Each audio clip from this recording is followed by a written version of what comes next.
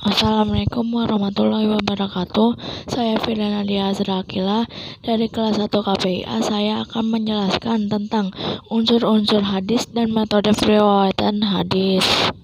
Unsur-unsur hadis terdiri dari yang pertama sanad dan rawi, yang kedua matan, yang ketiga sikut tahamul wal ada al hadis, yang keempat muharijul hadis. Dari pertama yaitu sanad dan rawi. Pengertian sanad. Sanad secara bahasa berarti al-mutamad, yaitu yang dipergani, yang kuat atau yang bisa dijadikan pegangan, atau dapat juga diartikan yaitu sesuatu yang terangkat tinggi dari tanah.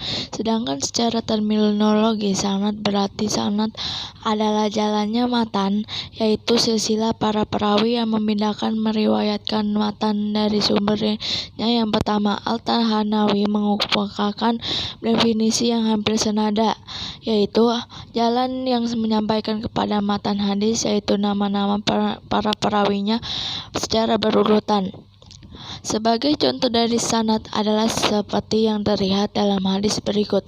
Imam Bukhari meriwayatkan, ia berkata telah menceritakan kepada kami Muhammad ibnu al-Musanna, ia berkata telah menceritakan kepada kami al-Wahab al-Saqafi, ia berkata telah menceritakan kepada kami Ayub dari Abi Kilabah dari Anas dari Nabi Shallallahu Alaihi Wasallam. Beliau bersabda, ada 3 hal yang apabila seseorang memilikinya maka ia akan memperoleh manisnya iman, yaitu bahwa Allah dan Rasulnya lebih dicintainya daripada selain keduanya, bahwa ia mencintai seseorang hanya karena Allah Subhanahu wa Ta'ala, dan bahwa ia benci kembali kepada kekafiran sebagaimana ia benci masuk ke dalam api neraka.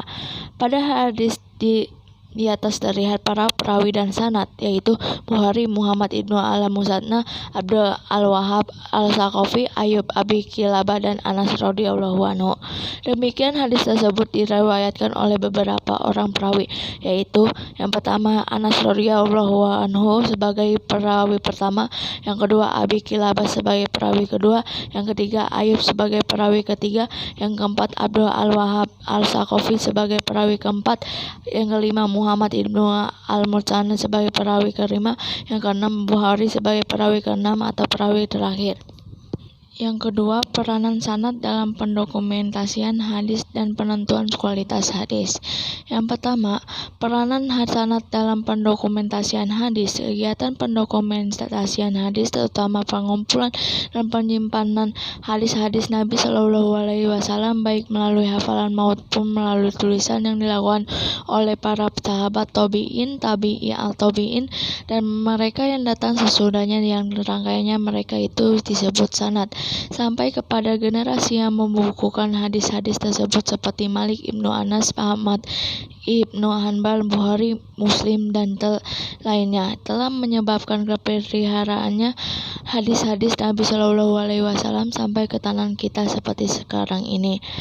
Bahkan menurut Al-Azami, pada tingkatan sahabat pengumpulan dan pemeliharaan hadis dilakukan dengan 3 cara, yaitu yang pertama learning by memorizing, yaitu dengan cara mendengarkan setiap perkataan Nabi Shallallahu Alaihi Wasallam secara hati-hati dan menghafalkannya. Yang kedua learning through reading, yaitu mempelajari hadis dan menyimpannya dalam bentuk tulisan. Dalam cara ini yaitu menyimpan dan menyampaikan hadis dalam bentuk tulisan terdapat sejumlah sahabat, yaitu Abu Ayyub al-Ansari wafat pada tahun 52 Hijriah, Abu Bakar As-Siddiq wafat pada tahun 13 Hijriah, Abdul Allah ibnu Abbas wafat pada tahun 68 Hijriah, Abdul Allah ibnu Umar wafat pada tahun 74 Hijriah. Yang ketiga, learning by practice, yaitu para sahabat mempraktikkan setiap apa yang mereka pelajari mengenai hadis yang diterimanya baik melalui hafalan maupun melalui tulisan. Yang ketiga, peranan sanad dalam penentuan kualitas hadis. Kualitas hadis yang dapat diterima sebagai dalil atau hujah adalah sahih dan hasan, dan keduanya disebut juga sebagai dalil hadis makbul atau hadis yang dapat diterima sebagai dalil atau dasar penetapan suatu hukum. Di antaranya syarat qabul suatu hadis adalah berhubungan dengan erat dengan sanad hadis tersebut, yaitu yang pertama sanadnya bersambung, yang kedua bersifat adil, yang ketiga ketiga dobit, dan syarat selanjutnya berhubungan erat dengan matan hadis, yaitu yang keempat hadisnya tidak syadz, yang kelima tidak terdapat padanya ilat, dan 5 kriteria yang disebutkan di atas adalah suatu hadis dapat diterima sebagai dalil atau hujah. 3 di antaranya adalah berhubungan dengan sanad hadis tersebut. Dari gambaran di atas terlihat bahwa sanad suatu hadis sangat berperan menentukan suatu kualitas hadis yang itu dari segi dapatnya diterima sebagai dalil makbul atau tidak mardud. Upaya dan kegiatan ini berwujud dalam bentuk penelitian hadis, khususnya penelitian sanad hadis, kitab-kitab yang disusun dan memuat tentang keadaan para perawi hadis. Yang kedua yaitu matan hadis. Yang pertama, pengertian matan hadis. Matan secara bahasa berarti sesuatu yang keras dan tinggi, terangkat dari bumi atau tanah. Secara terminologi, matan berarti sesuatu yang berakhir padanya terletak sesudah sanad, yaitu berupa perkataan, atau dapat juga diartikan sebagai yaitu lafaz hadis yang menurut berbagai pengertian. Kedua, sebab-sebab terjadinya perbedaan kandungan matan. Yang pertama, periwayatan hadis secara makna. Jadi, periwayatan hadis yang dilakukan secara makna adalah penyebab terjadinya perbedaan kandungan atau redaksi matan dari suatu hadis. Dalam hal periwayatan hadis tersebut yang memungkinkan untuk diriwayatkan oleh para sahabat sebagai saksi pertama sesuai atau sebagaimana menurut lafaz atau redaksi yang disabdakan Rasul Shallallahu Alaihi Wasallam, atau riwayat bi al-lafaz hanyalah hadis dalam bentuk sabda al-aqwal ar-rasul. Sedangkan hadis-hadis yang tidak dalam bentuk perkataan seperti hadis af'al atau perbuatan-perbuatan, dan hadis takrir pengakuan dan ketetapan Rasulullah Shallallahu Alaihi Wasallam hanya dimungkinkan diriwayatkan secara makna. Di antara ketentuan-ketentuan yang disepakati para ulama hadis adalah: yang pertama, yang boleh meriwayatkan hadis secara makna hanyalah mereka yang benar-benar memiliki pengetahuan bahasa Arab yang mendalam. Yang kedua, periwayatan dengan makna dilakukan bila sangat terpaksa, misalnya karena lupa susunan secara harfiah. Yang ketiga, yang diriwayatkan dengan makna bukanlah sabda Nabi dalam bentuk bacaan yang sifatnya ta'abudi, seperti bacaan zikir, doa, azan, takbir, dan syahadat, dan juga bukan sabda Nabi yang dalam bentuk jawani al-kalim. Yang keempat, periwayat yang meriwayatkan hadis secara makna atau yang mengalami keraguan atau susunan matan. Yang kelima, kebolehan periwayatan hadis secara makna hanya terbatas pada masa sebelum dibukukannya hadis-hadis Nabi secara resmi.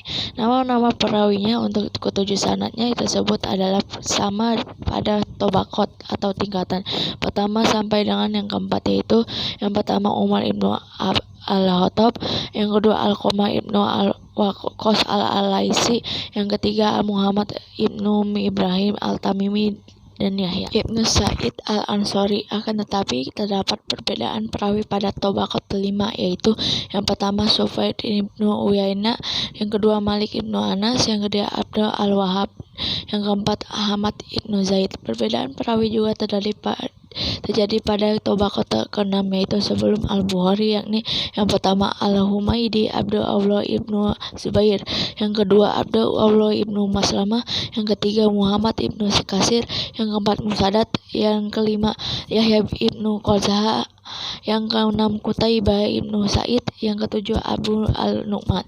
Yang ketiga, meringkas dan menyederhanakan matan hadis. Syarat-syarat tersebut sebagaimana yang dirangkum oleh Suhudi adalah sebagai berikut.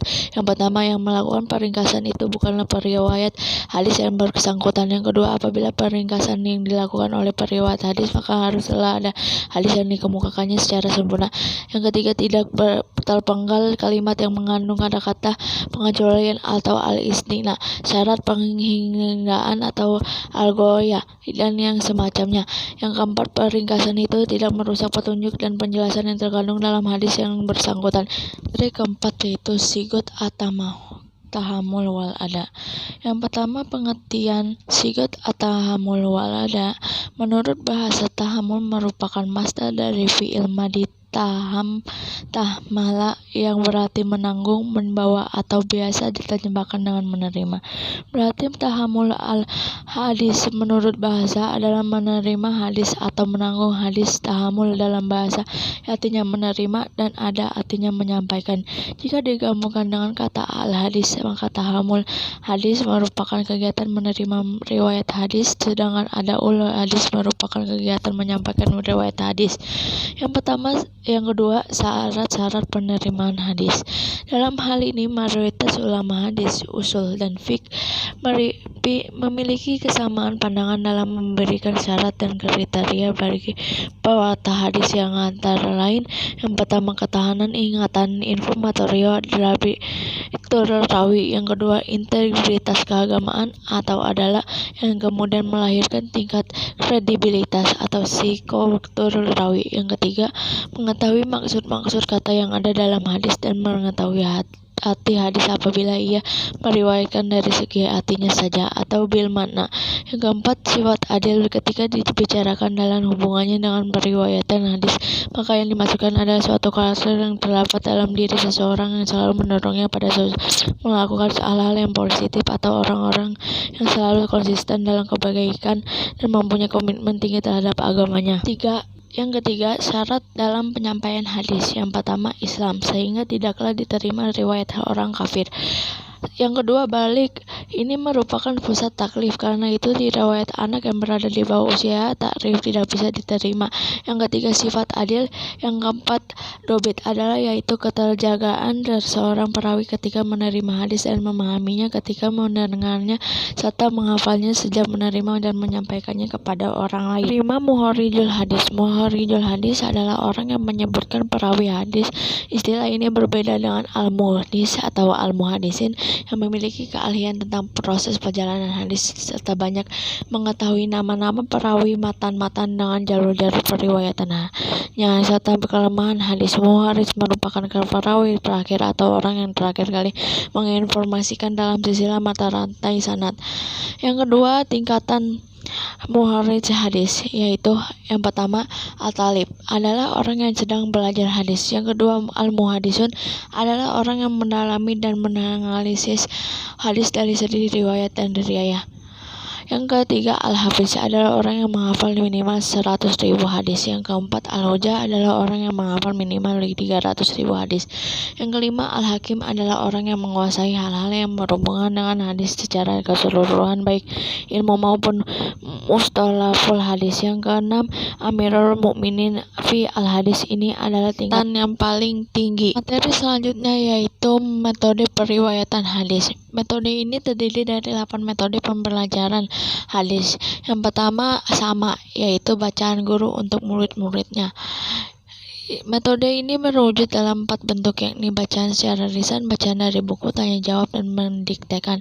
Yang kedua, ada, yaitu bacaan oleh para murid kepada guru. Dalam hal ini para murid atau seseorang tertentu yang disebut qori membacakan catatan dan hadis di hadapan gurunya, dan selanjutnya yang lain mendengarkan serta membandingkan dengan catatan mereka atau menyalin dari catatan tersebut. Yang ketiga, ijazah, yaitu memberikan izin kepada seseorang untuk meriwayatkan sebuah hadis atau buku yang bersumber darinya tanpa terlebih dahulu hadis atau buku tersebut dibaca di hadapannya.